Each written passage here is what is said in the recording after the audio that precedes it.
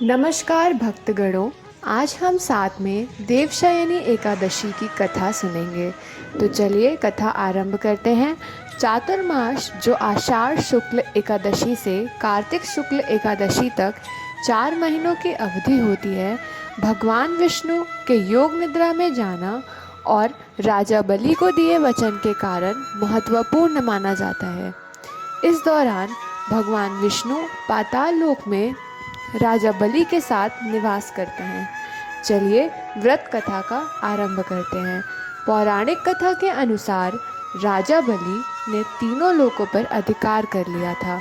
देवताओं ने जब भगवान विष्णु से सहायता मांगी तो उन्होंने वामन अवतार लिया और राजा बलि से 3 पग भूमि दान में मांगी। 2 पग में भगवान ने धरती और आकाश को नाप लिया और तीसरे पग के लिए जब जगह नहीं बची तो बलि ने अपने सिर पर भगवान विष्णु के पग रखने का स्थान दिया। इस प्रकार भगवान विष्णु ने बलि से तीनों लोगों को मुक्त कराया और देवराज इंद्र को भयमुक्त किया। बलि की दानशीलता और भक्ति से प्रसन्न होकर भगवान विष्णु ने उन्हें वरदान दिया कि वह पाताल लोक में उनके साथ रहेंगे और भगवान विष्णु ने बलि के साथ पाताल लोक में निवास किया। देवी लक्ष्मी चिंतित हो उठी और भगवान विष्णु को पाताल लोक से मुक्त कराने के लिए एक युक्ति सोची। उन्होंने एक गरीब स्त्री का रूप धारण किया और राजा बलि को राखी बांधकर उनसे भगवान विष्णु को मुक्त कराने का वचन मांगा।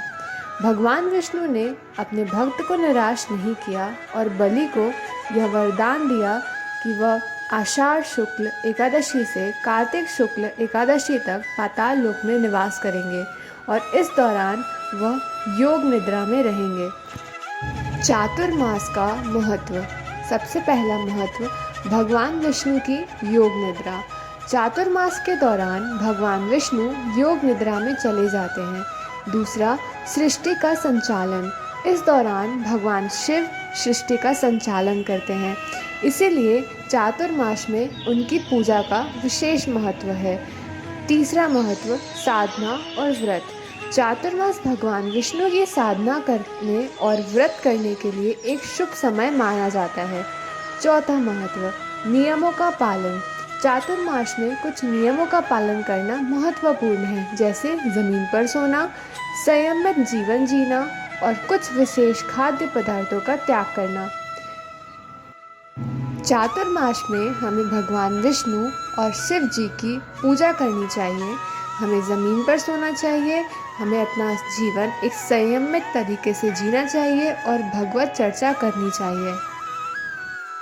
चातुर्मास में हमें कोई शुभ कार्य नहीं करना चाहिए क्योंकि देव योग निद्रा में होते हैं। हरी सब्जियां, दही, अचार, मूली, मांस, मधु इत्यादि का त्याग करना चाहिए।